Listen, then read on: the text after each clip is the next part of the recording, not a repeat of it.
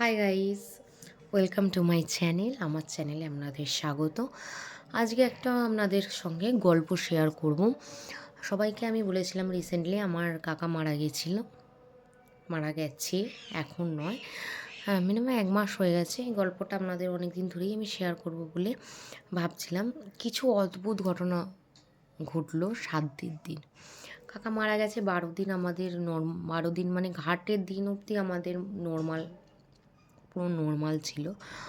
কিন্তু 7 দিন পিণ্ডদানের পর কিছু এমন ঘটনা ঘটে আমার কাছে খুব খুব মানে কি বলবো, অদ্ভুত লাগে। আমি কেন, ওখানে যারা ছিল তাদের সবার কাছেই। তো গল্পটাই এবার আসা যাক, গল্পটা আমি বলি, আপনারা একটু শুনুন। হতে পারে এটার মধ্যে লজিকও থাকতে পারে, হতে পারে কোনো হতে পারে না যে মৃত্যুর পর মানে শেষ বিদায়, এরমও কিছু হতে পারে। শুনুন কি হয় গল্পটা।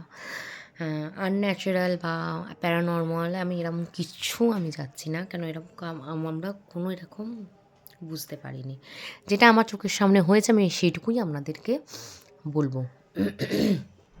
হয় কি, যখন পিণ্ডদান হয়, পিণ্ডদানের পর একটা রিচুয়াল হয় যে যেটা বামুনের পায়ে তেল হলুদ মাখানো হয়, এবং একটা হলুদের একটা হাঁড়ি থাকে, যেটা তার মেয়ে কাঁধে করে নিয়ে গিয়ে ফেলে ওটাকে মাথায় প্রণাম করতে হয় আমাদের, ঠিক আছে?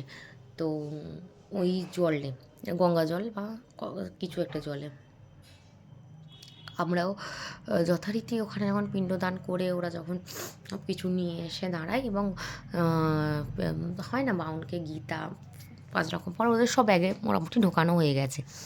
কোথা থেকে আমি বাড়ি থেকে যখন দৌড়ে দৌড়ে আসছি, কারণ আমাদের তেল হলুদ দিতে হবে, বাড়িতে লোকজন এসেছে, তেল হলুদ দিতে হবে, তো আমি দৌড়ে দৌড়ে বাড়ি থেকে আসছি। আমার বাড়ি থেকে আমার বাড়ি আর কাকার বাড়ি আমার পাশাপাশি। তো আমি দৌড়ে দৌড়ে আসছি, কারণ আমাদের ওই দিন পুকুরে চানও করতে হয়, ঠান্ডা। তো আমি গায়ে সব কিছু খুলে, যেটা ঘাটে পরার জামা সেটা পরে আমি আসছি। তো আমি দেখি যে 3টে হনুমান, না বাঁদর বলে আমি জানি না, যাদের মুখটা কালো মতন হয়, তো আমাদের ছাদ থেকে দেখছি দৌড়ে দৌড়ে আসছে। 3টে না 4টে হবে।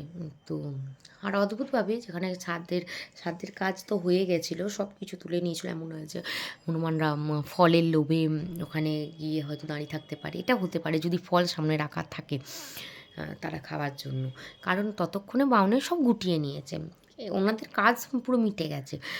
তো আমাদের ওখানে প্যান্ডেল করা হয়েছিল। তো হনুমানগুলো কাকার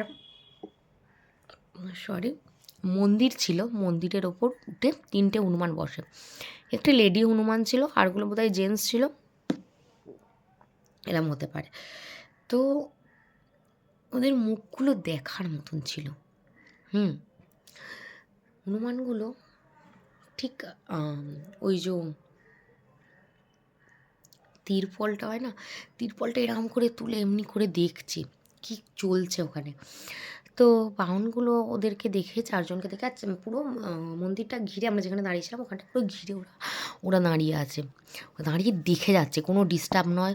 আমি দেখেছি হনুমান এক জায়গায় বসে না, আমি কখনো এক জায়গায় 30-40 মিনিট একভাবে বসে থাকতে দেখিনি, যদি না কোনো খাবার দাবার থাকে, খায় বা কিছু, এদিক ওদিক দৌড়াদৌড়ি করতে দেখি। রোদও ছিল না, হাওয়া দিচ্ছে, ওখানটা একটা গাছের নিচে দেখছি বসে আছে, বসে শুধু বসে আছে, লাপালাপি বা এই ছাদ ওই ছাদ এরকম কিচ্ছু করছে না। যে এত লোক হাঁটাচলা করছে, এত লোক রয়েছে সামনে, মানে একতলার মতনও নয়, একতলার মতন একটা, আর যেটা মন্দির একতলার থেকে একটু নিচে। তো আমরা ওখানে সবাই মানে মিনিমাম 10-15টা লোক ওখানে আমরা দাঁড়িয়ে রয়েছি, হাঁটাচলা, কথাবার্তা, মন্ত্রপাঠ, গায়ত্রী মন্ত্রপাঠ চলছে, ওখানে হরিনাম চলছে, কীর্তন চলছে। তো ওদের কোনো ডিস্টার্ব নেই, ওরা কিন্তু একভাবে এক নজরে ওরা দেখে গেল যে ওখানে কী রিচুয়াল চলছে। ঠিক আছে, কিছুক্ষণ পর যখন মন্ত্রপাঠ শেষ হয়, তো বাউনে দেখলো অনেকক্ষণ বসে আছি, তো 4টে আপেল বার করে আপেল কলা দিল হনুমানগুলোকে, ঠিক আছে? ওরা নিল সুন্দর করে এসে, একভাবে এক দৃষ্টিতে কেমন মন্ত্রপাঠ চলছে, কেমন করে ওখানে কীর্তন চলছে সব শুনছে। আমরা যখন তেল হলুদ মাখাই সেটা দেখলো, যখন ওইটা নিয়ে ঘোরে কলসটা নিয়ে এবং ভাঙে তখনও দেখলো। যখন কলসটা ভাঙে না, একটা নিস্তব্ধতা চারিদিকটা যেন ঘিরে রইলো, আর ফিল হলো যেন ওই কিছু একটা চলে গেল, কেমন শূন্য মতন। হ্যাঁ, বুকের ভেতরটা ছ্যাঁক করে উঠলো একটা যখন ওইটা ভাঙলো।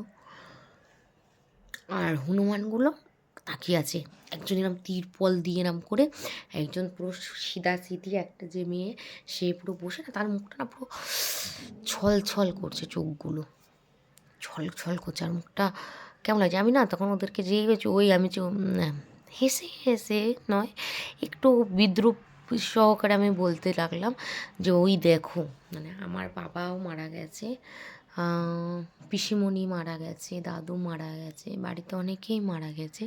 তো আমি বললাম যে ওই দেখো ওরা এলো, দেখতে এসেছে, তার ছেলের কাজ দেখতে এসেছে, ভাইয়ের কাজ দেখতে এসেছে, ওই এলো। তখন সেই টাইমে হয়তো সবাই একটু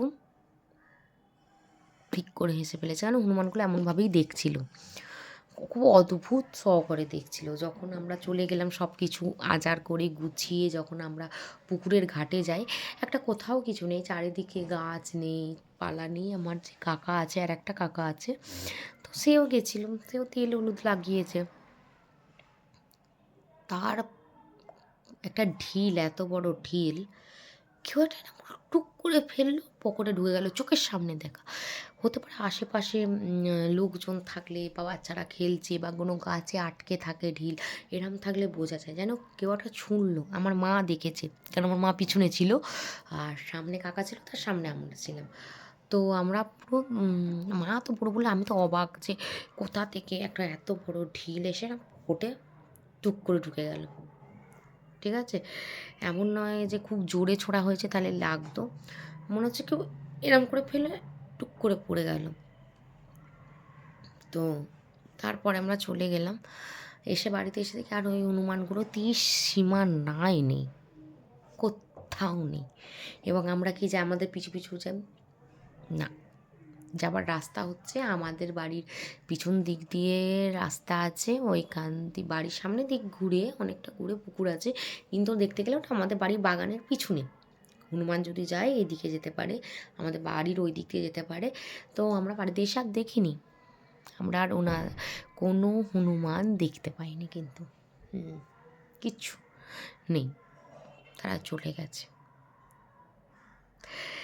ঘটনাটা মানে একটা অদ্ভুত লাগলো। আমার বাবা মারা গেছে, আমি দেখিনি, আমি এরকম কোনো ঘটনা দেখিনি, বাট আমি কাকার বেলায় দেখলাম। কাকাই আমাদের মানে বাপি কাকা বাড়ির মধ্যে ছিল। আমার বাবা মারা গেছে প্রথমে, পিসিমণি, তারপরে ছোটো পিসি, তারপরে কাকা।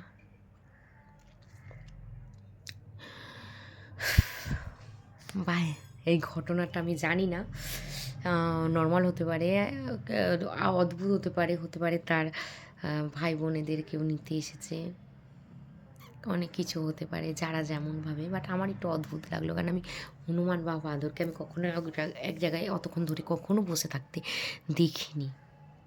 তারপরে এত লোক চলাফেরা করছে, কথা বলছে, গান চলছে, দেখিনি। খাবার পেলে হয়তো বসে থাকে, বিনা খাবারে আমি এতক্ষণ কাউকে বসে থাকতে দেখিনি। বাই।